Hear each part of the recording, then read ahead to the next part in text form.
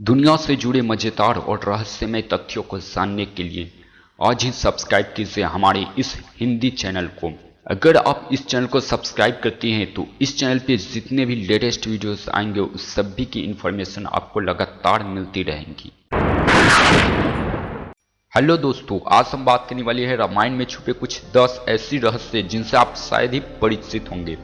रामायण की लगभग सभी कथाओं से हम परिचित ही हैं, लेकिन इस महाकाव्य में रहस्य बनकर छुपी है कुछ ऐसी छोटी छोटी कथाएं जिनसे हम लोग परिचित नहीं हैं। तो आइए जानते हैं वे कौन सी 10 बातें हैं जो रामायण के विषय में हम नहीं जानती। नंबर 1, रामायण राम के जन्म से कई साल पहले लिखी जा चुकी थी। रामायण महाकाव्य की रचना महर्षि वाल्मीकि ने की है। इस महाकाव्य में 24,000 श्लोक, 500 उपखंड तथा उत्तर सहित 7 कांड है। नंबर 2, वाल्मीकि रामायण के अनुसार भगवान श्री राम का जन्म चैत्र मास के शुक्ल पक्ष की 9वीं तिथि को पुनर्वसु नक्षत्र में कर्क लग्न में हुआ था। उस समय सूर्य, मंगल, शनि, गुरु और शुक्र ग्रह अपने अपने उच्च स्थान में विद्यमान थे तथा लग्न में चंद्रमा के साथ गुरु विराजमान थी। यह सबसे उत्कृष्ट ग्रह दशा होती है। इस घड़ी में जन्म बालक अलौकिक होता है। नंबर 3, जिस समय भगवान श्री राम वनवास गए उस समय उनकी आयु लगभग 27 वर्ष थी।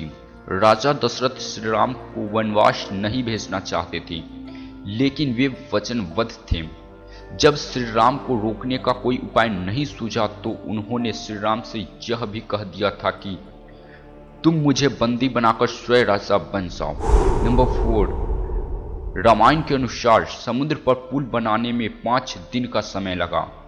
पहले दिन वानरों ने 14 योजन, दूसरे दिन 20 योजन, तीसरे दिन 21 योजन तथा चौथे दिन 22 योजन और 5वें दिन 23 योजन पुल बनाया था। इस प्रकार कुल 100 योजन लंबाई का पुल समुद्र पर बनाया गया। यह पुल 10 योजन चौड़ा था।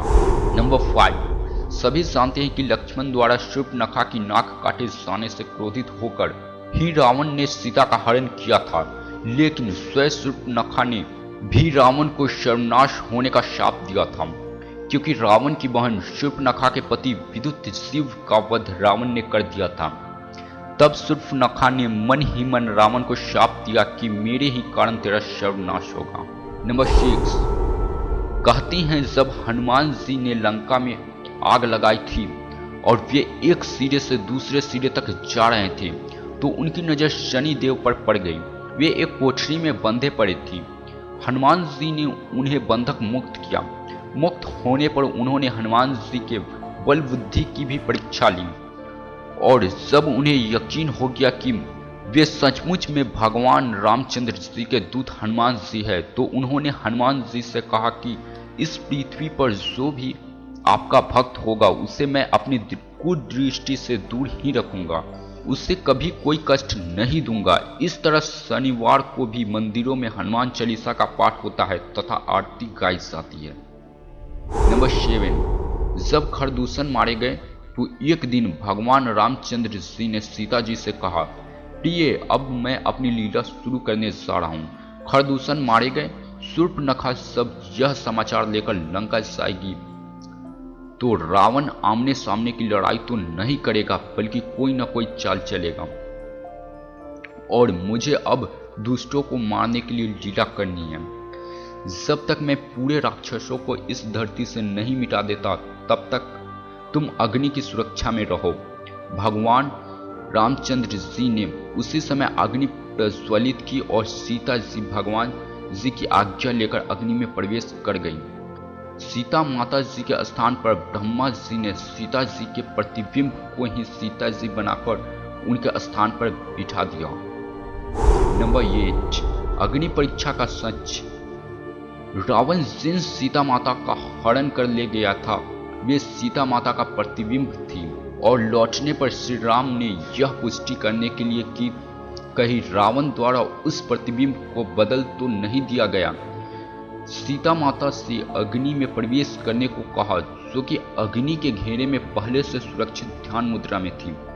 अपने प्रतिबिंब का सहयोग पाकर वे ध्यान से बाहर आई और श्री राम से मिली। नंबर 9, आधुनिक काल वाले वानर नहीं थे हनुमान जी। कहा जाता है कि कपि नामक एक वानर जाति थी। हनुमान जी उसी जाति के ब्राह्मण थे। शोधकर्ताओं के अनुसार भारतवर्ष में आज से 9 से 10 लाख वर्ष पूर्व बंदरों की एक ऐसी विलक्षण जाति में विद्यमान थी जो आज से लगभग 15,000 वर्ष पूर्व विलुप्त होने लगी थी और रामायण काल के बाद लगभग विलुप्त ही हो गई। इस वानर जाति का नाम कपि था। मानव नुमा यह प्रजाति मुख और पूंछ से बंदर जैसी नजर आती थी। भारत से दुर्भाग्यवश कपि प्रजाति समाप्त हो गई, लेकिन कहा जाता है कि इंडोनेशिया देश के बाली नामक द्वीप में अब भी पूंछधारी जंगली मनुष्यों का अस्तित्व विद्यमान है।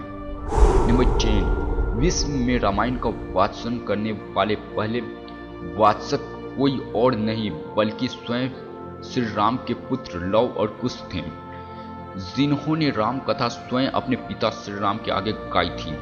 पहली राम कथा पूरी करने के बाद लव कुश ने कहा भी था, हे पितु भाग्य हमारे सागे, राम कथा कही राम के आगे।